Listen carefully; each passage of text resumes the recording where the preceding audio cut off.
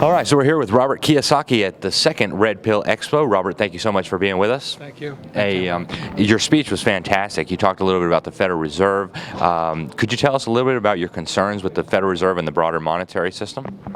Oh, well, first of all, let me just say, I always say this, I have no political affiliation. I'm not Republican or Democrat. I'm not a liberal or a conservative.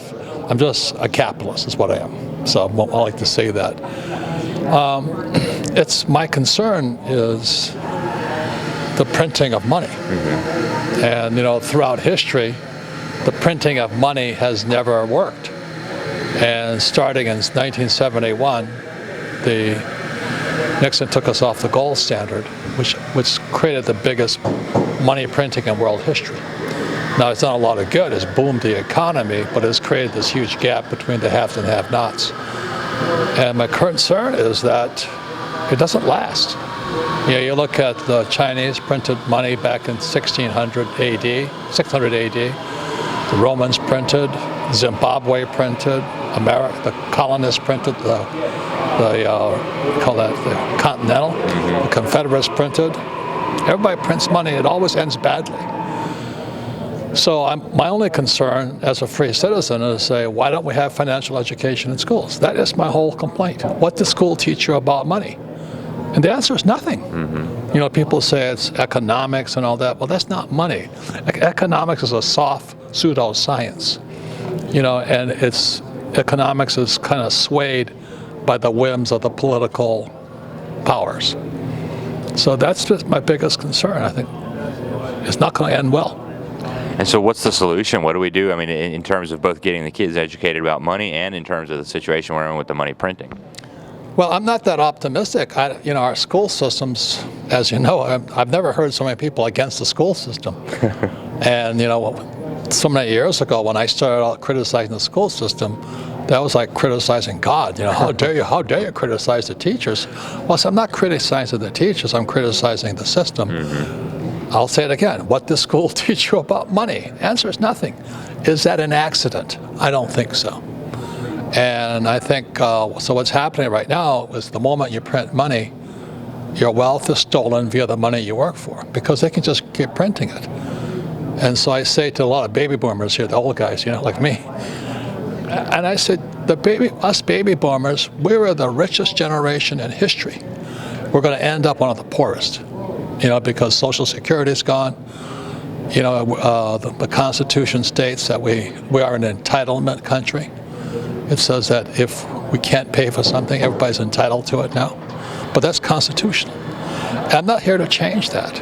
I created my cash flow game. I write my books for people who want to just be proactive. Can you teach yourself about what our schools don't teach you?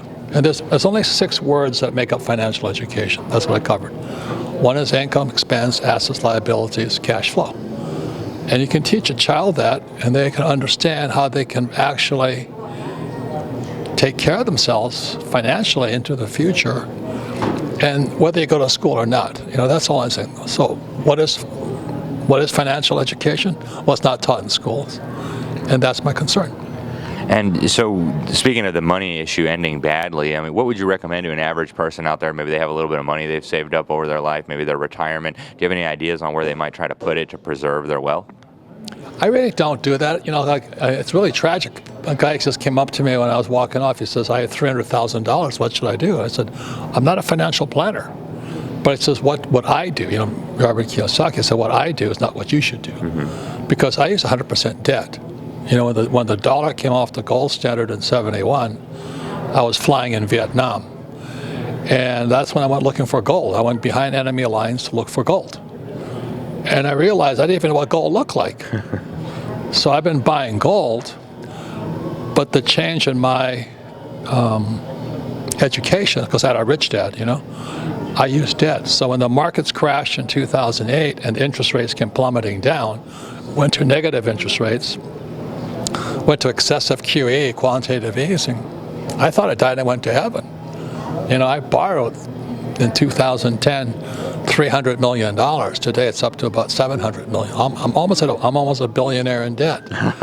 But I use debt as money because that's what happened in '71. Now, should that guy with 300,000 do the same as me? Absolutely not. And you know what most people do is they should save money. I'm going, well, they're not going to stop printing it, but saving money, I guess, is better than nothing. But it might be nothing, you know. So I just encourage people to check it out for themselves, and be careful who you talk to.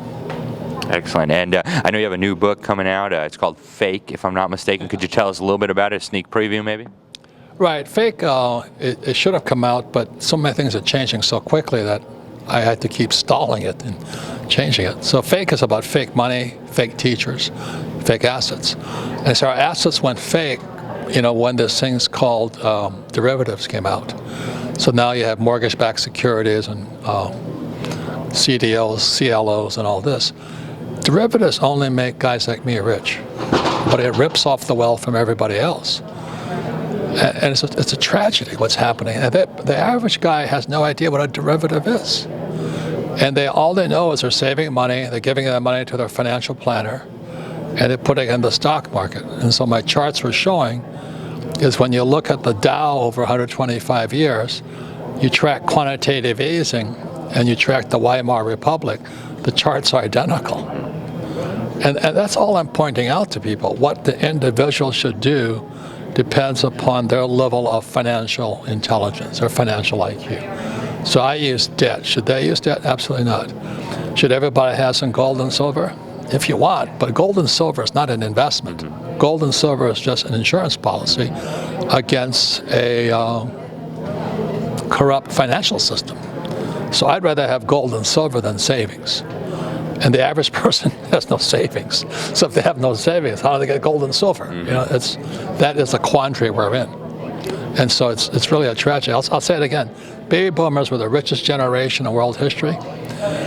But our whole actuarial tables and our whole investments tables are built on 7.5% return. And that we'd all die at 70. Well, I'm 71. I haven't died yet, one of my classmates just died finally, but I think we'll just keep living on. And so I think the baby boom generation may be the unluckiest generation. The younger guys like you have a chance to make corrections. But the older guys like me don't have that luxury of time. So what should a person do? Well, if you have nothing, I don't think gold and silver will save you either. And you better hope that the government takes care of you. I mean, that's what it comes down to. Wow. Well, Mr. Kiyosaki, thank you very much for your insight.